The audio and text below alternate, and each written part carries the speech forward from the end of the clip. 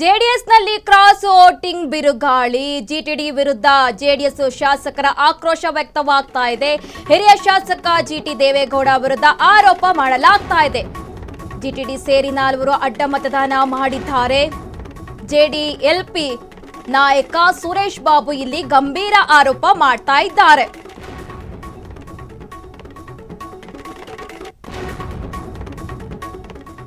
ಜೆಡಿಎಲ್ಪಿ ನಾಯಕ ಸುರೇಶ್ ಬಾಬು ಗಂಭೀರ ಆರೋಪ ಮಾಡಿದ್ದಾರೆ.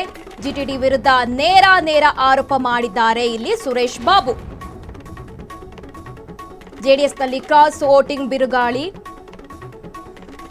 ನಿನ್ನೆ ನಡೆದಂತ ವಿಧಾನ ಪರಿಷತ್ ಚುನಾವಣೆಯಲ್ಲಿ ಇವತ್ತು ನಮ್ಮ ಪಕ್ಷದ ಕೆಲವು ಶಾಸಕರು ಮತ್ತು ಬಿಜೆಪಿಯ ಕೆಲವು ಶಾಸಕರು ಅಡ್ಡ ಮತದಾನ ಮಾಡಿದ್ದಾರೆ ಅಂತಕ್ಕಂಥದ್ದು ಸಾಕಷ್ಟು ನಮ್ಮೆಲ್ಲರಿಗೂ ಕೂಡ ನೋವು ತಂದಿರತಕ್ಕಂಥ ವಿಚಾರ. ಅದರಲ್ಲಿ ಈಗಾಗಲೇ ಬಿಜೆಪಿಯವರು ಸತ್ಯ ಶೋಧನೆ ಅಂತಕ್ಕಂಥ ಒಂದು ಸಮಿತಿಯನ್ನ ಏನ್ ಮಾಡಿದರೆ ಅದನ್ನ ಜೊತೆನಲ್ಲಿ ನಮ್ಮಲ್ಲೂ ಕೂಡ ಸುದೀರ್ಘವಾಗಿ ಅದ್ರ ಬಗ್ಗೆ ಚರ್ಚೆ ಮಾಡಿ ನಾವೆಲ್ಲರೂ ಕೂಡ ಶಾಸಕರು ನಾವೆಲ್ಲ ಆತ್ಮಸಾಕ್ಷಿಯಾಗಿ ನಾವೆಲ್ಲರೂ ಕೂಡ ಈ ಪಕ್ಷಕ್ಕೆ ದ್ರೋಹ ಆಗಬಾರ್ದು, ನಾವೆಲ್ಲರೂ ಕೂಡ ಇವತ್ತು ಪಕ್ಷದ ಇದರಲ್ಲಿ ಚಿಹ್ನೆನಲ್ಲಿ ಗೆದ್ದಿರೋದ್ರಿಂದ ಈ ತರ ಯಾರು ಮಾಡಿರ್ತಾರೆ ಅವ್ರ ಮೇಲೆ ಕಠಿಣ ಕ್ರಮ ಆಗಬೇಕು ಅಂತಕ್ಕಂಥದ್ದು ಎಲ್ಲ ಶಾಸಕರು ಕೆಲವರು ಒತ್ತಾಯ ಮಾಡಿದ್ವಿ.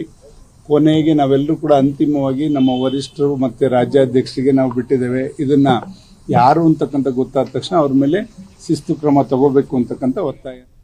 ಪರಿಷತ್ ಚುನಾವಣೆಯಲ್ಲಿ ಅಡ್ಡ ಮತದಾನ ವಿಚಾರಕ್ಕೆ ಸಂಬಂಧಪಟ್ಟಂತೆ ಬಿಜೆಪಿಯಿಂದ ಸತ್ಯ ಶೋಧನಾ ಸಮಿತಿ ರಚನೆಯಾಗಿದೆ.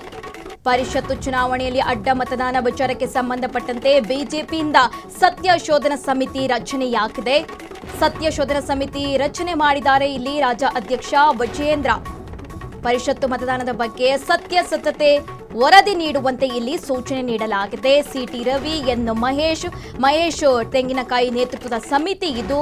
ಜೂನ್ 25ರ ಒಳಗೆ ಸಂಪೂರ್ಣ ವರದಿ ನೀಡುವಂತೆ ಸೂಚನೆ ನೀಡಲಾಗಿದೆ. ವರದಿ ಆಧಾರದ ಮೇಲೆ ಶಾಸಕರ ಮೇಲೆ ಕ್ರಮ ಆಗುತ್ತಾ ಅಂತ ಪ್ರಶ್ನೆ ಹುಟ್ಕೊಳ್ತಾ ಇರುವಂತಹದ್ದು. ಪರಿಷತ್ತು ಚುನಾವಣೆಯಲ್ಲಿ ಅಡ್ಡ ಮತದಾನ ವಿಚಾರಕ್ಕೆ ಸಂಬಂಧಪಟ್ಟಂತೆ ಇದೀಗ ಬಿಜೆಪಿಯಿಂದ ಸತ್ಯ ಶೋಧನಾ ಸಮಿತಿ ರಚನೆಯಾಗಿರುವಂತಹದ್ದು. ಸತ್ಯ ಶೋಧನಾ ಸಮಿತಿ ರಚನೆ ಮಾಡಿದ್ದಾರೆ ಇಲ್ಲಿ ಬಿಜೆಪಿ ರಾಜ್ಯ ಅಧ್ಯಕ್ಷ ವಿಜಯೇಂದ್ರ. ಪರಿಷತ್ತು ಮತದಾನದ ಬಗ್ಗೆ ಸತ್ಯಾಸತ್ಯತೆ ವರದಿ ನೀಡುವಂತೆ ಇಲ್ಲಿ ಸೂಚನೆ ನೀಡಲಾಗಿದೆ. ಸಿಟಿ ರವಿ, ಎನ್ ಮಹೇಶ್ ತೆಂಗಿನಕಾಯಿ ನೇತೃತ್ವದ ಸಮಿತಿ ರಚನೆ ಮಾಡಲಾಗಿದೆ.